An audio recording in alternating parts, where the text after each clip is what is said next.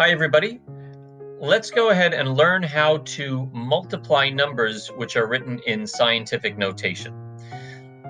Now, the rule is we're going to multiply the coefficients together, and we are going to add the orders of magnitude. The coefficients are the numbers that come in front. So, for example, this number in scientific notation, 8 times 10 to the fourth, the coefficient would be 8, and the 4 would be the order of magnitude. For this number, 7 times 10 to the third, 7 would be the coefficient, and 3 would be the order of magnitude. Now, I just read these rules to you, but I want you to forget that I even mentioned them for a second, because it's actually pretty simple to figure out where these rules come from. So let's just look at the problem. We have 8 times 10 to the fourth times 7 times 10 to the third. Notice that everything here is just getting multiplied together. Well, what property do we know about having to do that relates to multiplication? We know about the commutative property, right? The commutative property says we can change the order. If numbers are getting multiplied together, we can change the order in any way we want and get the same answer. So I don't have to write the problem this way. I can rearrange the problem so that the coefficients are next to each other, and the 10 to the fourth and the 10 to the third are also next to each other. So this is equal to this, where I've just rearranged the numbers. Now, why does that make it easier for me to evaluate the problem? Well, now we can see I just have 8 times 7 right next to each other. So that's going to give me 56. And that's where the rule of multiplying the coefficients together comes from. And then I still have this multiplication symbol over here. And then 10 to the fourth times 10 to the third. Now we can remember our rules for multiplying numbers with exponents where the bases are the same. We just add the exponents together, right? Because 10 to the fourth times 10 to the third, what does that mean? That means 10 times 10 times 10 times 10 times 10 times 10 times 10. So altogether, we would have 7 tens, and that's why we just add these exponents together. So this is 56 times 10 to the 7th. Okay, so you can see where this rule comes from. Add the orders of magnitude. It all makes sense if you just rearrange the numbers, which you're allowed to do because of the commutative property, and then just look at the problem and see that these coefficients are getting multiplied together. And to evaluate this, we just follow the rules for exponents, which tell us to add, if we're multiplying numbers with the same base, we just add the exponents together.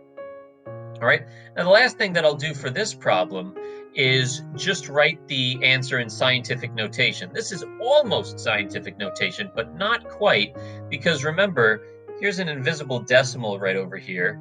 And in proper scientific notation, we only want one digit in front of the decimal point.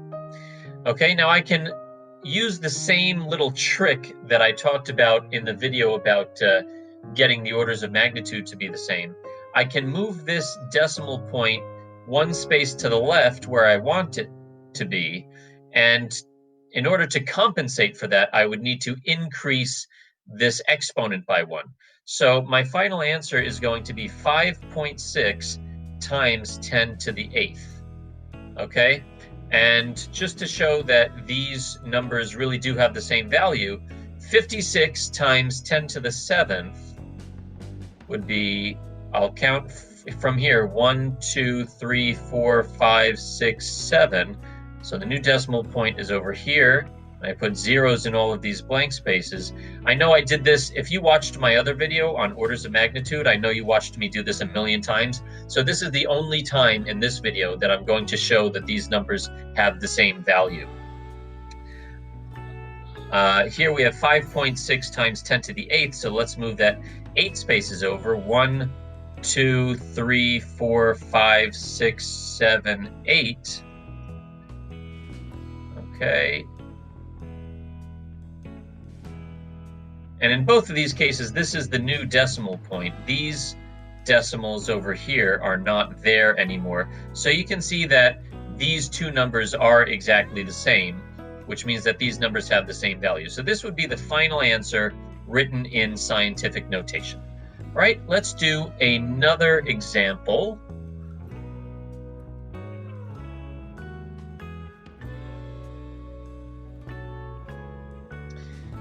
Okay. So I could just follow these rules here, but again, I just want to show you that all we're doing really is we're changing the order here, because since we're multiplying everything, the order that you multiply in does not matter. So we can just change the order around in a way that makes it more convenient for us. And then again, you can see where this rule comes from. Now, all I have to do is multiply these coefficients together. So I have 4.8 times 6.2. So let's see here. That would be 16, then 8 plus 1 is 9. 6 times 8 is 48. Carry the 4. 6 times 4 is 24, plus 4 is 28. Some people put a 0 here. I like to put an X. And the reason I do that is because if one of my other numbers turns out to be a 0, this just makes it less confusing. And then just add these up. So this counts as a 0. So 6, and then that would be 17. Carry the 1, 9, and 2. Then I have 1, 2. So I'm going to move this over 2 spaces. 1, 2. So this will give me 29.76 times, now 10 to the 5th times 10 to the 4th. Again, since we're multiplying these together, the rules for exponents tell us that we should be adding the exponents. But you have to be careful because there's a negative number here. So I'll do it on the side. 5 plus negative 4. What I like to do is I like to rewrite adding a negative as subtracting a positive. So 5 plus negative 4 is the same as 5 minus 4, which is 1. So I'm going to get 10 to the 1st power here. And again, I'm going to, since this is not in proper scientific notation, I'm going to use that little trick. If I have to move, I can move this decimal point to the left 1 space to get it where I want it to be for scientific notation. But in order to compensate for that, I would need to increase this exponent by 1. So my final answer in scientific notation is going to be 2.976 times 10 to the 2nd. All right, let's do one more example.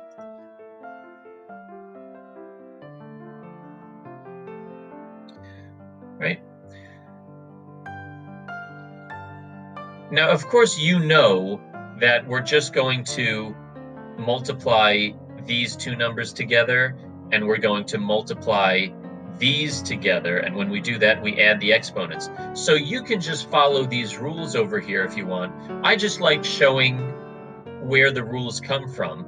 So I like to rearrange this in a way that makes it look simpler to me, actually.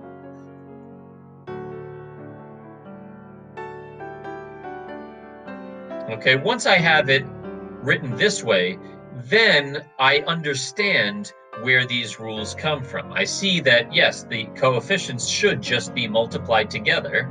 So 9.5 times 7.6, or 9.51, let's do that on the side here. Now, when you're multiplying, you don't need to line up the decimals. That's only if you're adding or subtracting.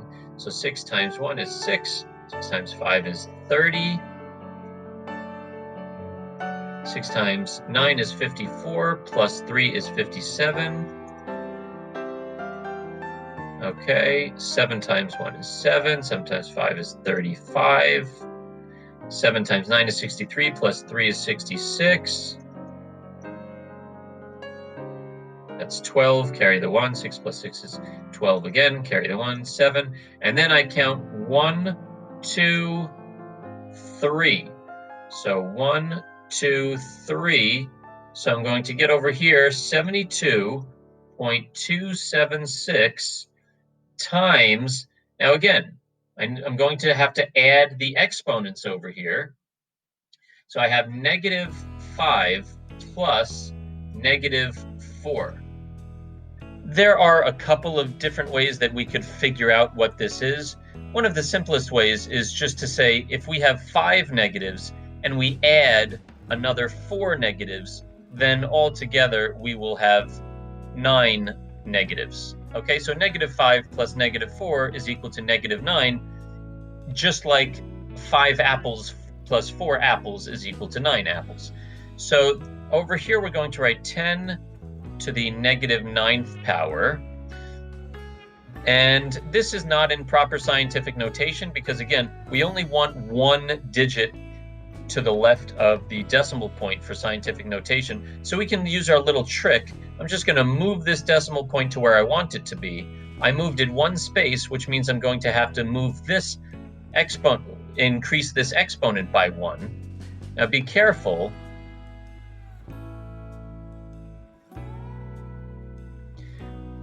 What do I get if I take -9 and increase it by 1? Think of a number line here. If this is -9, if I increase it by 1, which means I move one space to the right, that would be -8. So my final answer here is going to be 7.2276 times 10 to the -8th. Okay, so just to recap, it's pretty simple. When you're multiplying numbers in scientific notation, the coefficients get multiplied together, and the exponents here get added together. You just have to be careful because if one or both of the exponents are negatives, you have to remember how to do addition with negative numbers. All right, have a great day.